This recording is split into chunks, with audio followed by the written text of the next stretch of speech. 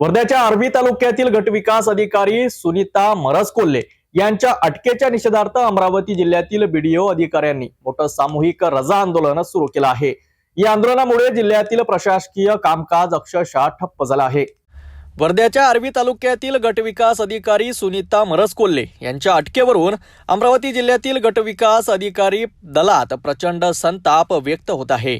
त्यांच्या अटकेला नियमबाह्य आणि अन्यायकारक म्हणत आज जिल्ह्यातील 14 तालुक्यातील सर्व बीडीओ अधिकाऱ्यांनी सामूहिक रजा आंदोलनाचा मार्ग अवलंबला। या सामूहिक रजेमुळे ग्रामविकास विभागातील अनेक महत्त्वाची कामे, गाव पातळीवरील मंजुरी, विकास कार्यावरील सही, आर्थिक व्यवहार, विविध सरकारी योजनांचे निर्णय सर्व काही धीम्या गतीने तर काही ठिकाणी पूर्णपणे थांबले आहेत। दिनांक 2 डिसेंबर रोजी रात्रीच्या वेळी आर्वी पंचायत समितीचे गटविकास अधिकारी सौ सुनीता मरसकोल्हे यांना नरेगामधील अपहाराच्या आरोपावरून चौकशीसाठी ताब्यात घेण्यात आला आणि तत्काळ अटक करण्यात आली, जी अत्यंत चुकीची पद्धत आहे। ही पद्धत वापरून जर अधिकाऱ्यांवर दबाव निर्माण करणे किंवा अधिकाऱ्यांचं खच्चीकरण करणे, मानसिक खच्चीकरण आणि प्रशासकीय बदनामी सुद्धा याच्यात होत असते। तर आमचं संघटनेचं म्हणणं एवढंच आहे की कुठलीही अपहार असेल किंवा अनियमितता असेल या बाबतीत चौकशी झाली पाहिजे। विभागीय चौकशी प्रोसेस आहे, त्या चौकशीनंतर जे निष्पन्न होईल त्याच्यातून जर निष्पन्न झालं तर ह्या प्रक्रिया किंवा प्रोसेस करायला कोणी स्वतंत्र आहे। मात्र अशी कुठलीही प्रोसेस पोलीस खात्यामार्फत किंवा प्रशासनामार्फत त्या ठिकाणी वर्ध्यामध्ये केली गेलेली नाही आणि डायरेक्टली अटक करण्यात आली, ही अत्यंत चुकीची गोष्ट आहे।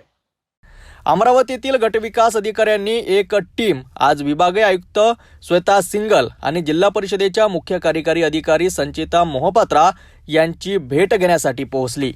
या भेटीत सुनीता मरसकोल्हे यांनी अटक नियमबाह्य प्रकारे झाली असल्याचा ठाम दावा करण्यात आला।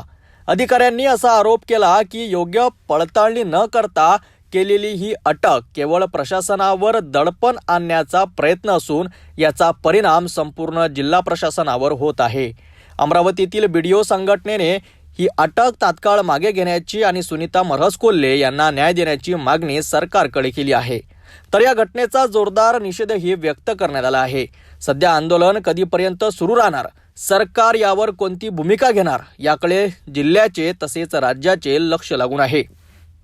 या घटनेच्या निषेधार्थ आम्ही इथे जमलोच आहेत, परंतु आमची मुख्य मागणी शासनाकडे या विषयाने असणार आहे की नरेगाची एक एसओपी काम करण्याची एक पद्धत जर त्यांनी ठरवून दिली तर अशा प्रकारच्या घटना होणार नाही, जेणेकरून एक राजपत्रित अधिकारी यांना अशा कुठल्याही घटनेला समोर जाण्यापूर्वी त्याची एक प्रशासकीय चौकशी होईल आणि शासनाने दिलेल्या एसओपीचं पालन होते की नाही होत तर त्या गोष्टी सुद्धा पाहणी करून कारवाई होईल। त्यासाठी आमच्या या संघटनेच्या वतीनं शासनाला मागणी आहे की त्यांनी या मनरेगाच्या संदर्भात तसेच आवास योजनेच्या संदर्भात एक एसओपी आम्हाला द्यावी, जेणेकरून आम्ही नेमकं काम कसं करावं त्याबद्दल आमच्या सर्वांच्या मनामध्ये असणारी शंका दूर होईल आणि एक सुरळीत कामही होईल।